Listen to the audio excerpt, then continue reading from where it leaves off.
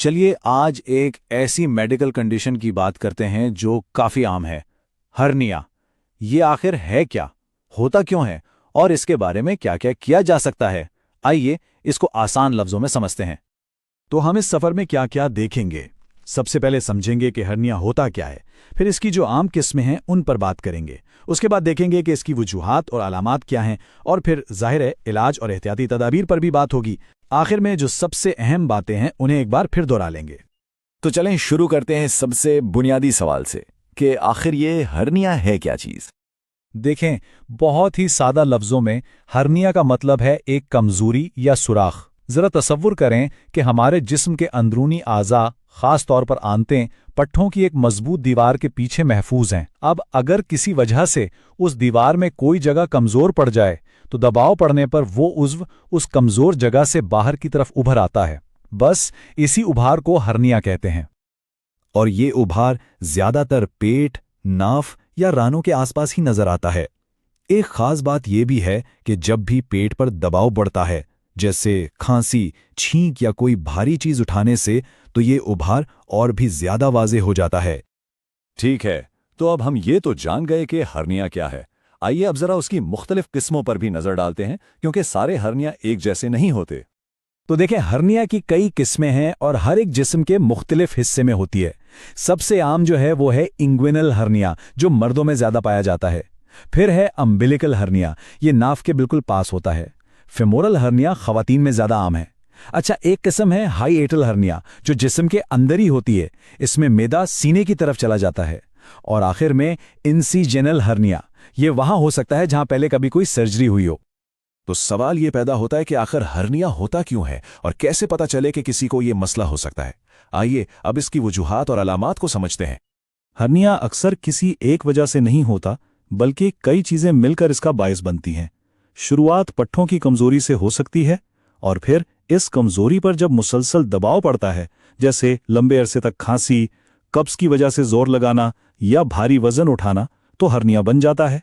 मोटापा और बढ़ती उम्र भी इसके खतरे को बढ़ा देते हैं। और हां, कुछ लोगों में यह कमजोरी पैदाइशी भी हो सकती है। इसकी सबसे वाज़ेह निशानी तो वो उभार ही है जो नजर आता है।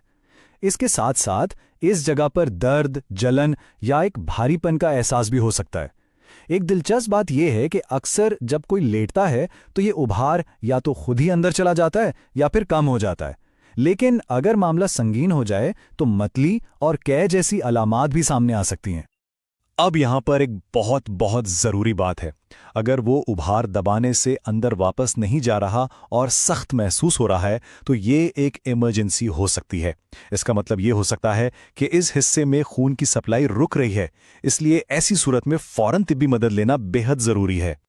चलें, अब जब हमने हर्निया की पहचान और वजूहात को समझ लिया है, तो अब बात करते हैं इसके इलाज और उन एहतियाती तदाबीर की जिन पर अमल किया जा सकता है।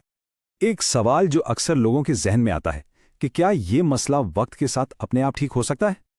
तो इसका जवाब बिल्कुल साफ और वाज़ेह है, नहीं।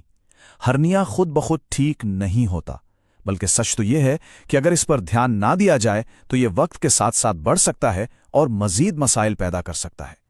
हालांकि ये खुद ठीक नहीं होता, लेकिन कुछ चीजें करके इसे मजीद बिगड़ने से रोका जा सकता है।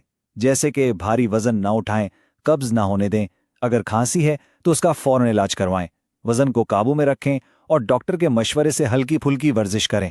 ये सारे इकदाम दरअसल पेट पर पड़ने वाले दबाव को कम करते हैं। इलाज की बात करें तो दो रास्ते हैं। एक तरफ एलोपैथिक है, जहां मुस्तकिल हल अक्सर सर्जरी ही माना जाता है, खास तौर पर अगर हर्निया शदीद हो। दर्द की दवाएं तो सिर्फ वक्ती आराम देती हैं। दूसरी तरफ होम्योपैथिक इलाज है, जो इब्तदाई मराहिल में अलामात को कम करने और कब्ज जैसी बुनियादी वजूहात को ठीक करने में मददगार हो सकता है। लेकिन ये बात याद रखना बहुत जरूरी है कि किसी भी इमरजेंसी की सूरत में यह सर्जरी का मुतबादिल बिल्कुल नहीं है। चलें, अब तक की सारी बातचीत का खुलासा करते हैं और कुछ सबसे अहम निकात को एक बार फिर जहन में ताज़ा कर लेते हैं। इन 4 अलामात को हमेशा याद रखें। ये खतरे की घंटियां हैं। अगर हर्निया के साथ बहुत तेज दर्द हो, मतली या कै शुरू हो जाए, वो उभार सख्त हो जाए या फिर बुखार हो जाए, तो एक लम्हा भी ज़ाया किए बगैर डॉक्टर से राब्ता करना चाहिए। اور آخر میں یہی بات سب سے اہم ہے کہ بروقت تشخیص ہی سب سے بڑی طاقت ہے۔ صحیح احتیاط اور درست علاج سے بڑے مسائل سے بچا جا سکتا ہے، اور ہاں، سرجری کا فیصلہ ہمیشہ ڈاکٹر ہی مریض کی حالت کو دیکھ کر کرتا ہے۔ اور آخر میں یہ ایک اہم سوال ہے جو ہمیں سوچنے پر مجبور کرتا ہے۔ جب صحت کا معاملہ ہو تو کسی بھی مسئلے کو وقت پر سمجھنا اور صحیح قدم اٹھانا ہی سب سے طاقتور چیز ہے۔ یہ اصول صرف ہرنیا پر ہی نہیں بلکہ ہماری پوری زندگی پر لاگو